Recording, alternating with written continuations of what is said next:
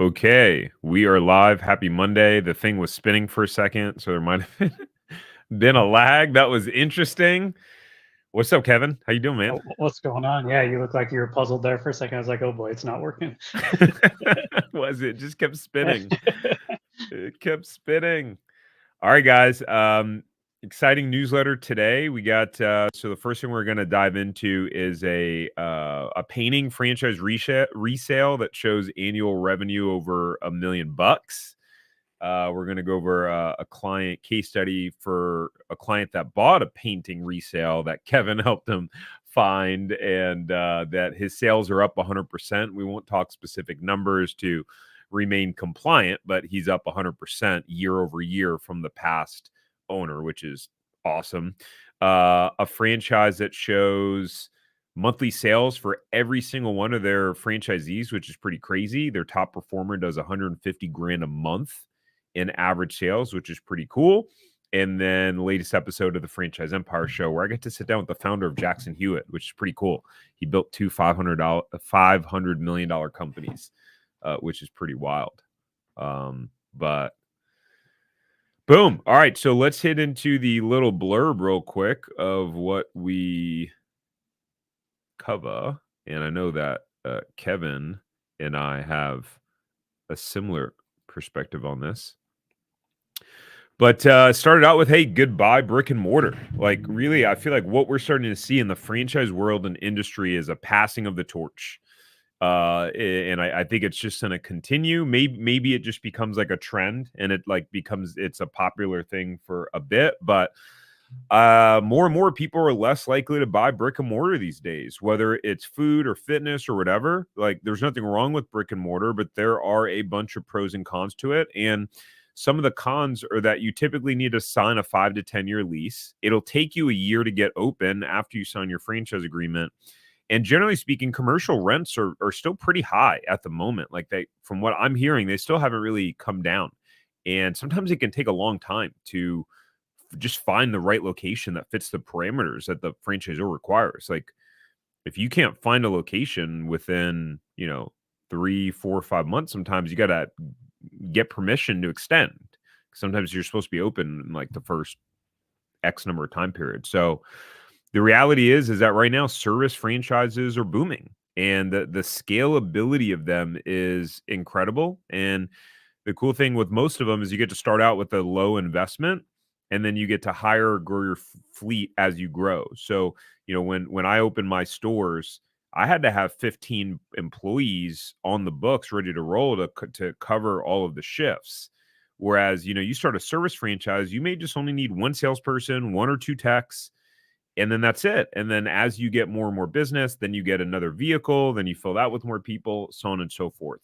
So, yeah, what's your perspective on all that, Kevin?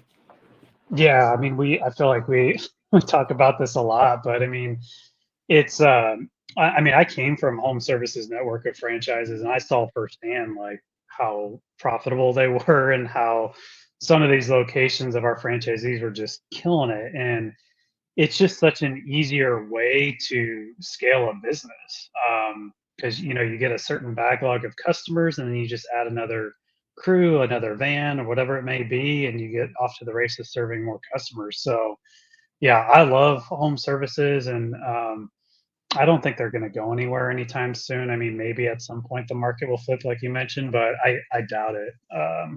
So yeah, I mean it.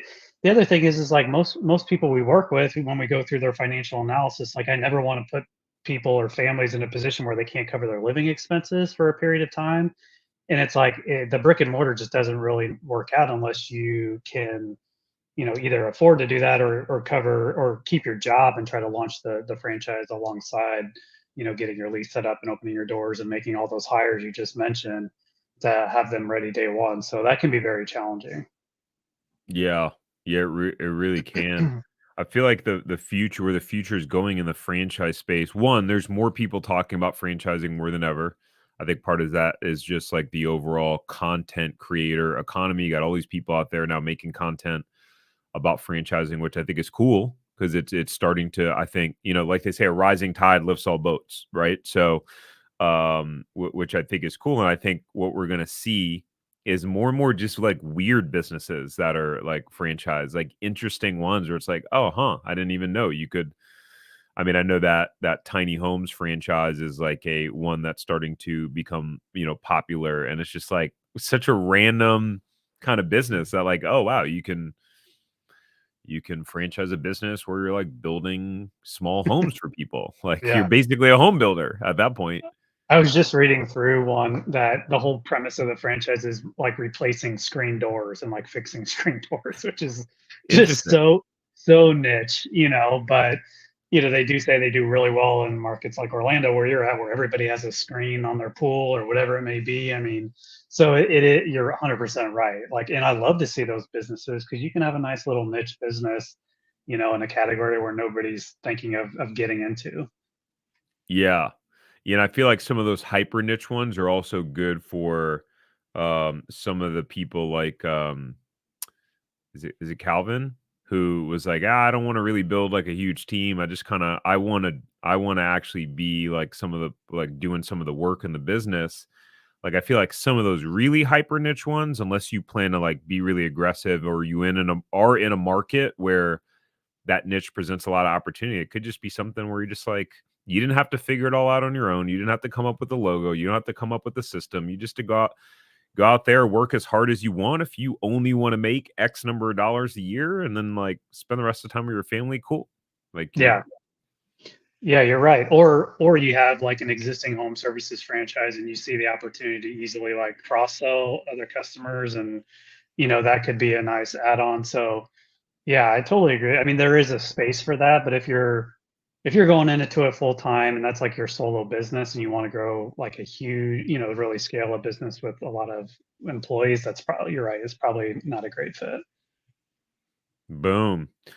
Well, let's jump in. Thanks for joining us. If you're watching the replay, let us know. Drop a comment and say replay. And if you want to get this newsletter in your inbox on Sunday mornings and not have to wait for this video and be able to just read it as you're at your own leisure, go to franchiseempire.com/newsletter. And for those of you who are watching who may already be signed up, not this Sunday, but the Sunday before, we were having some email issues. So that previous one is probably in your junk box. That would have been February 25th. But I think we got that all sorted out. But when you sign up, just check your junk or your spam just in case, just to be safe. If it's in there, move us to your inbox, mark us safe, good to go, ready to rock and roll. So let's talk about this resale, which is Wow One Day Painting. So tell us about this bad boy. Yeah, so it's kind of funny. I don't know if you noticed, there's three different painting franchises in this newsletter today. And totally, Chris and I did not plan that. We weren't even on the same page. But anyways, you'll get a pretty thorough overview of some of the painting franchise options in the industry after Hey, you know today's. what? It just shows the lack of bias too. I Yeah, think what it shows is the flexibility of the team because it's not just like sticking a square peg in a round hole. Like, hey, there's options. We got you. yeah. Yeah, I mean, and I like them all for different reasons, and we'll get into it. So let's like this Wow One Day Painting. They do residential and commercial painting. So same owner. Have you ever spoken with that Brian Scudamore? That might be a good guy for your podcast. No, I did. I've messaged with him on LinkedIn. Yeah, yeah, I do need to talk to him. He's That's their brand. Yeah, so he's the founder of 1-800-GOT-JUNK, That's right. and then he started Wow One Day Painting as well as Shack Shine, which is a power washing franchise. So those two, Wow and Shack Shine, are relatively new, not emerging by any means, but they haven't been around as 1-800-GOT-JUNK. But for anybody that doesn't know, the 1-800-GOT-JUNK is the largest junk removal franchise in North America. They're massive. So depending on what marketing, you might see a lot of those trucks around your city. But anyway, so that Brian guy, he's very impressive in my opinion. I've followed him for a while, and I think he's built a nice franchise empire himself. But this particular resale is in Allentown, Pennsylvania. So it started in 2018, asking price of just under 300,000. So this is fully operational business. It has physical assets which are listed below. It's basically 4 branded vehicles and equipment that are included in the sale. And then there's W-2 employees. So talking about the differences in the franchises, WOW actually strongly prefers you have W-2 employees rather than using subcontractors. So that is one difference, and they really like to ensure the quality control and the speed of execution of the project. So their whole Mm, thing is like, one day paint jobs for most projects, depending on the size of the project, but speed and quality is kind of in their marketing and branding. Um, nice. but but this resale, the 2023 revenue is just over $1 million. The owner is selling due to some health issues, but I looked at their Google reviews and confirmed it. There's 4.9 ranking Google reviews, 96 net promoter score, which is really good. So obviously they're providing good quality customer service in this location. And 70% of the business is driven by repeat or referral customers, which is pretty huge. So I'm guessing there's a bit opportunity to even increase marketing spend to really scale it even more. But like I said, there's 4 vehicles included. There's employees. There's a 840 square foot shop location for lease included that could be assigned to you. So really turnkey opportunity. And it's in a home services space, just like we were mentioning at the start of this call, where these type of businesses are scalable. You don't need a ton of overhead. Your lease is only 840 square feet. So to get into this with 4 vehicles, I'm guessing it would be quite a bit more than 300,000. So I'd be curious to get the tax returns and look at the profitability on this and understand how much room there is for improvement, what that market looks like. But yeah, it's a really good brand. They have relationships with national vendors like Benjamin Moore, Sherwin-Williams.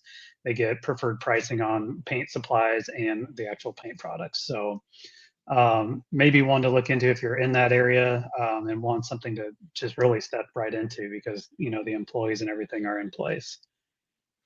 Yeah, nice. Yeah, it sounds like a great, I mean, opportunity overall. Like, yeah, it's just yeah, better than like to just be able to hit the ground running and just have things in place. I like that they have W-2 employees. I'm sure it makes it probably from a labor perspective, maybe a little bit more expensive in the beginning as you get ramped up. But I think a lot of people's fears in going to a business like this sometimes is like contractors. So and definitely a selling point too. Like that's a selling point when bidding jobs, like, hey, we don't sub any of our work out. Like all of our people are full-time employees. So that's pretty interesting.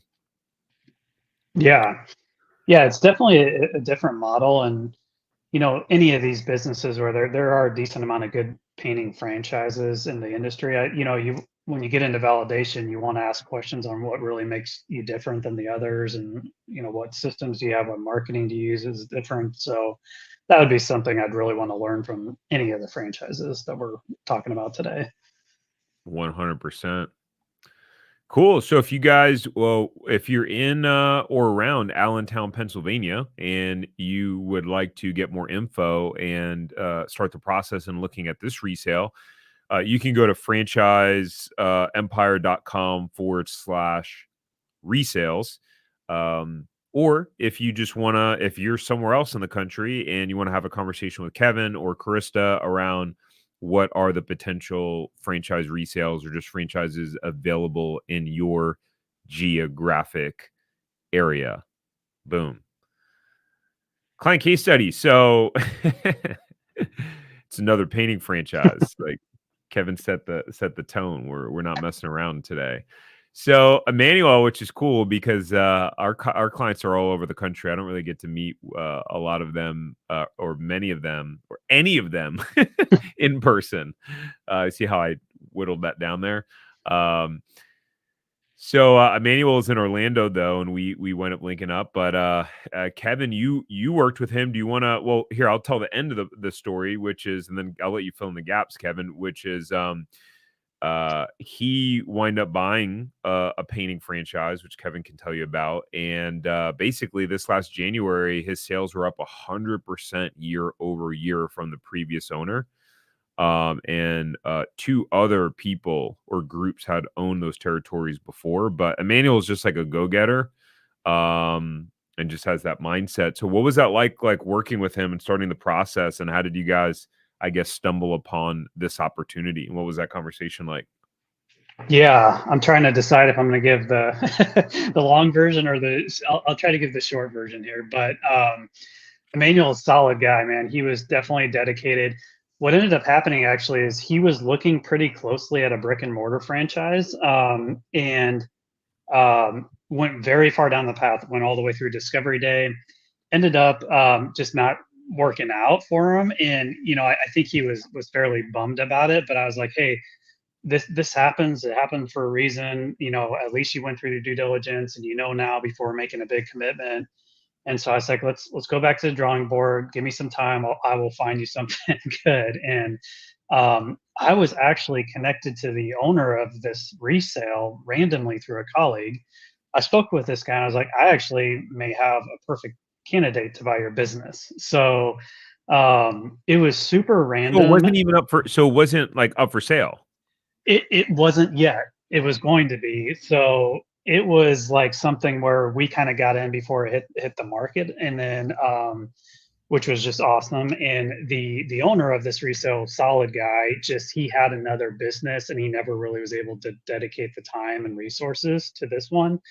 And so, but he was really open to like helping him with the transition and everything with the manual. So long story short, he ended up going with this 5-star painting resale, which is a neighborly brand, which, there's a lot of benefits to being in that neighborly umbrella network. But yeah, it just really, really worked out well for me. He got a steal on it, well under what it would I know take. how much you paid. Yeah. Yeah, well under what it would take to start a new one, and existing clientele and everything. And so he hit the ground running, and now it sounds like he's crushing it. So I'm very happy for him, and the patience paid off. But I would say once I did present this to him, he pounced on it. Like, he didn't dilly dally around. He was like, I'm very interested in this. I'm going to set up a meeting with the owner. I'm going to go through the steps, do whatever they say. So that's what I loved about his approach, is like, he was like, I know this isn't going to last long. I'm going to be all over this. And he did a great job going through that due diligence. Yeah, man, I feel like there's so much for me to unpack there. One, which is, sometimes people ask us like, "Well, do you guys really have access to stuff?" And that's not the first time that I've heard you do that or say that or been in like a situation like that where your connections with some of the franchisors and stuff have led to like being introduced to an opportunity before it was officially kind of on the market, etc. And that's a huge difference, guys. There's a lot of great resales where like, sometimes the magic happens kinda right before, and so, I think that's awesome. I didn't even know that. I didn't know that part of the story, so that's super cool, or if I did, I forgot. No, Um, I don't even think I told you, but yeah, that's basically how it went down. Yeah, I mean, I'm working with another guy right now, and not to belabor the point, but a guy who literally clicked on this and said, what are the odds you can find me a resale in Austin, Texas? And Austin's a very difficult market, and I found something really good for him, and he's going to Discovery Day here soon in a couple of weeks. It's not a done deal by any means, but he was like really surprised I was able to find that. So I won't bullshit you. If I can't find something, I'll tell you, and I'll say, well, we'll have to just wait a little while and be patient, and I can be on the lookout. But oftentimes I can find something really good, especially if you're willing to have an open mind in terms of the type of opportunities. yeah, I love it. Just shows how, the team goes to bat for you. And you made a point there that I actually want to hit on real quick before we hit on the other painting franchise that shows the franchisee making 150 grand a month. But to your point, you talked about speed of execution, and Emmanuel jumped right on it. And we attract a lot of different personality styles. Um, but what we see is with those thinkers and analyzers, just you guys move too slow. Like you move too slow. You got like I just had this conversation with someone who wanted to start working with us, sign up for the ZTPF system, and now it's now a week out, and now they want to like have another call. And I get it. I respect that different people feel comfortable moving at their own pace, but just know, factually speaking, there is a consequence to that, right? And sometimes the consequence may play in your favor. because you don't jump on something while it's maybe whatever, hot, a fad, so on and so forth. But in most instances, the one of the biggest commonalities that have seen in the most successful entrepreneurs that I know, and the things that have made a huge difference in me building various businesses, is speed of execution. Meaning, once you have the idea or you find the possible solution, you implement it and you move on it immediately. Immediately. And so the analogy I said with this person, they were like, we're in, we love it. We're going to sign up in like a week. I was like, why?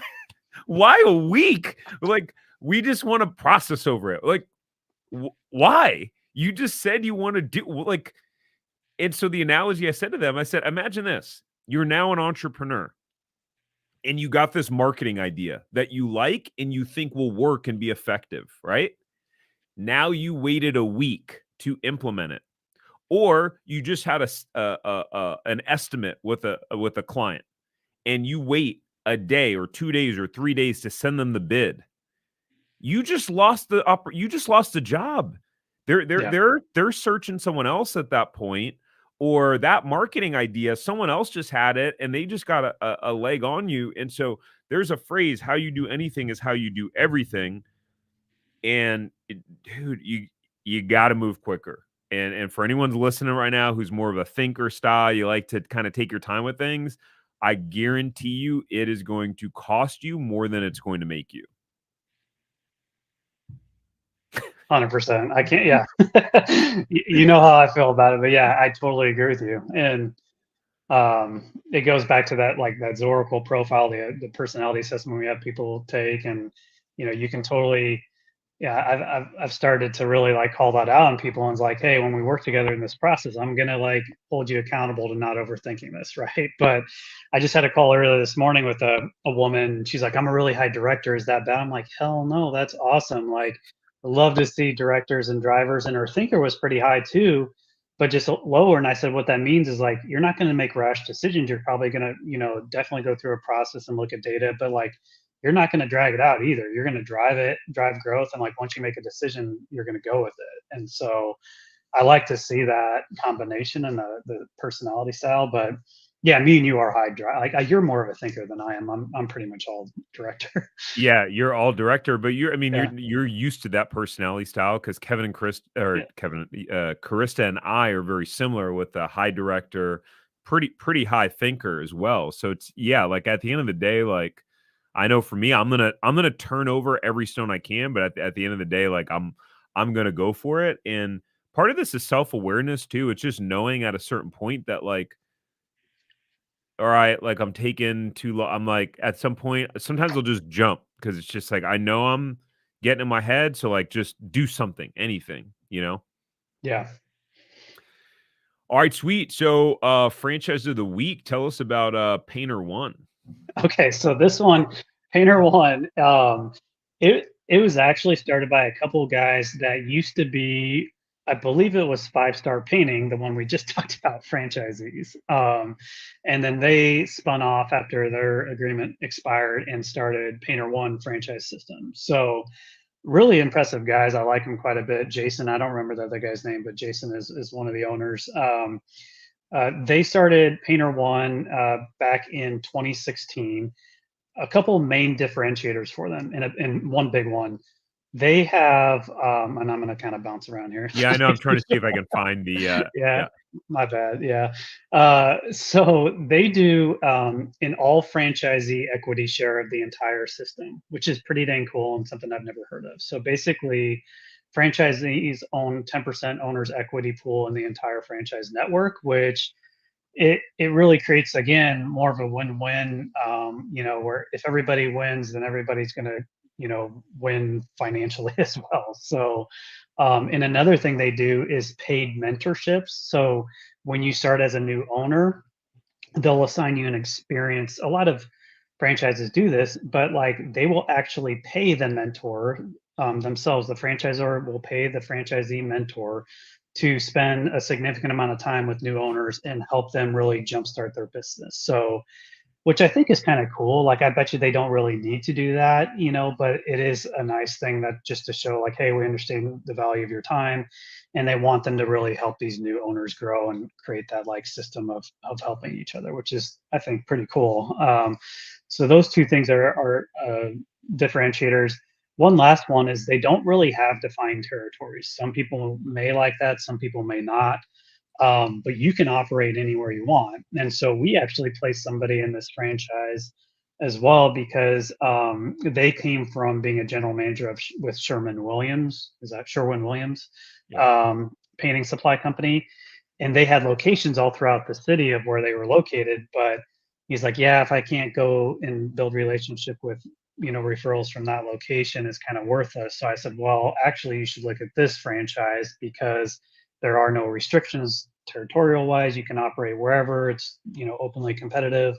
So it ended up being a great fit for him. So Painter One, in a lot of these franchises, Painter One, Five Star Painting, they're really built to use subcontractors. So the benefit of that is when you're first getting started, it can just be you really hustling and bootstrapping it and getting out there and making sales and getting projects and then managing the subcontractors so you don't have people on payroll, you don't have to buy all the equipment. That's really on them.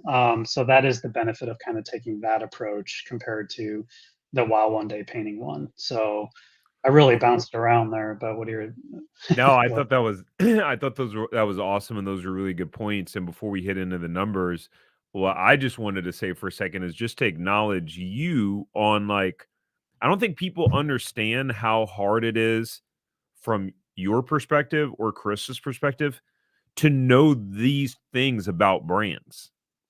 Like to know that, hey, there's 4 or 5 different painting franchises, and like this one may be a good fit for this client today, whereas this one may be a good fit for this client tomorrow, but for different reasons. So to know that he was already looking at a different painting franchise, but had that concern about territory restrictions, and to either know or just go out there and find like the right fit, like that's the difference that makes the difference. Like this is why it's better to work with a professional than not, right? Yep. Because it's like, I mean, he could have easily gone with the other painting franchise he was looking at. And not to say that it would have been bad for him, but I also had lunch with this guy recently. And I know that he was telling me about that mentorship thing and how often he talks to his person and how helpful that is. And um, that, that I don't know of any other franchises that are like that. And I feel like he's super, he does have a very logical mind, so I feel like it's probably helpful for him as well. So yeah, I think it's awesome, and I just want to acknowledge you for even like Yeah, figuring that no, out.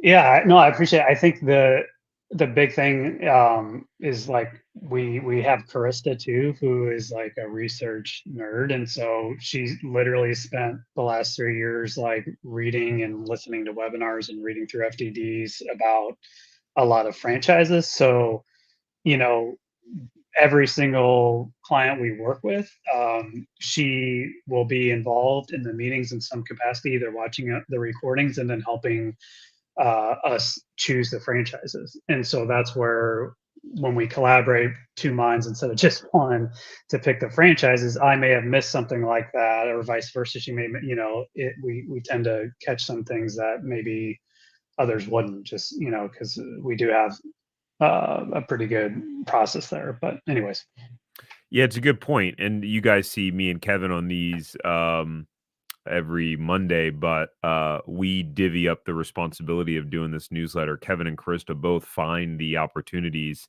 I forget who does what, who does the resale, who does the new, but like, yeah, this wouldn't happen without Krista. She's just not, she doesn't want to be on camera. Really. Which is cool, which is cool. Um Cool. So it's, I think this is do you want to kind of tell us a little bit about how it's hard to see it because there's so many numbers, but the fact that they showed this level of transparency in their item 19 is rare. Yeah, it's very rare. And I honestly, I must be getting old because I can't even see those numbers. I don't know if you can walk through it, but I I can't even. can.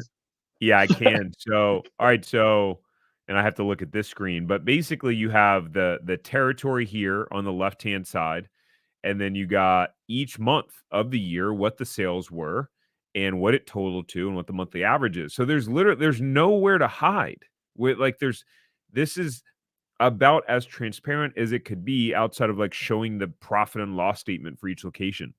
And everyone runs their expenses differently. So, you got monthly averages of 14 grand, 27 grand. I think that's 87 grand a month. And for those of you who don't know, 83 grand a month, 83,333 is $1,000,000 a year.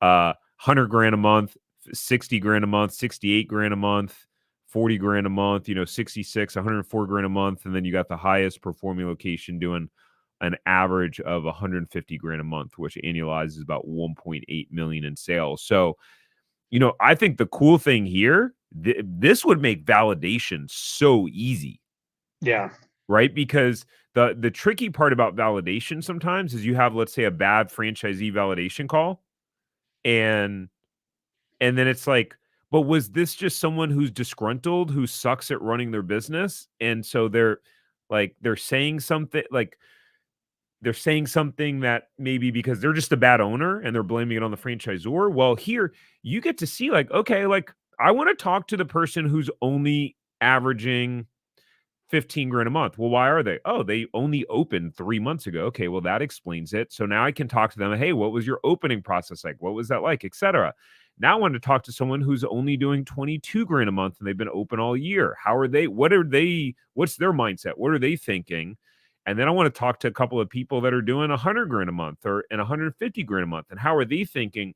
And then you're able to start having the conversations with the knowing what the track record of the business is, like, my goodness, that basically makes validation super easy.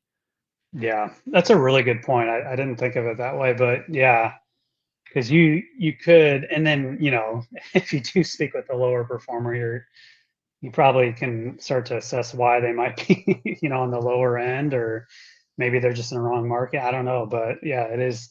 I wish they all did it this way. I mean, it would be much easier. Yeah, and then what's interesting is that and what I'm seeing is that the way they set up the averages, the way they tally it, is they average it over a 12-month period. So I'm looking at this person in Memphis, Tennessee. It looks like I would imagine that means they weren't open the first 4 months of the year. But what happens is it shows the average monthly as 8 grand. But that's just because they're dividing it by 12. So if you Mhm. divide it by 8, the average is different because they did 8 grand the first month in May, then they did 27 grand. It looks like 19 in July, and then 37, and then 31, 23, 45, 34. So if you really were to average that, I mean, that would be closer to mid 20s or 30, I would imagine. Let's see, yeah, 229 divided by 8. So that would be around just under 30. Yeah, which is interesting. So, anyways, if if you guys want to see if that franchise or any of the franchises that we talked about, or any of the franchises that we didn't talk about, if you just want to know what are the good franchises that are available in my specific geographic area, then you can have a free call with Kevin or Carista, and they'll be able to check what's available. And that will be you going to franchiseempire.com/check territory. You can even talk about resales on that call as well. You can talk about whatever you want, as long as you're not like trying to just waste our time. Don't do that, please. Like if you like seriously want to buy a franchise, like great, or like you want to learn more, but um don't be a tire kicker. The more and more we do these newsletters, the more I'm just gonna start to just unleash, man. It's just like, hey, if you don't like it, don't watch. If you like it, keep watching. Um, all right, so the last Franchise Empire Show podcast, I got to sit down with John Hewitt, who co-founded Jackson Hewitt, like the tax franchise. Thousands of franchisees or franchise locations.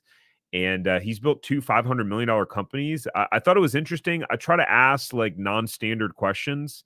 When I talk to people like this, because like I just try to ask what I'm curious about. I know after our conversation, we stopped recording. He was like, "Man, those are some really interesting questions you asked, especially people like this who he's kind of like on a podcast tour." So I always ask people like, "Hey, was there anything I could have done like better? Like what where things kind of rank?" So I think it was an interesting conversation. He's a no BS kind of guy, like super direct, like just tells you how it is. So yeah, it was a really cool episode overall. So you can watch that on the Franchise Empire Show YouTube channel, or you can watch it, or you can listen to it anywhere that you get your podcast. So I hope you didn't have a meeting 15 minutes ago, Kevin. Sorry, I just realized we were just like running, kind of blazing over today. Yeah, no worries. I don't actually. It's all good. So, yeah, no, it's just a good one. I promise next week we won't be talking about any painting franchises. We'll take a break from painting. I think it made it more interesting. Yeah, yeah, that's good. Yeah. Cool. All right, everyone. Have a great week, and we'll see y'all next time. Peace.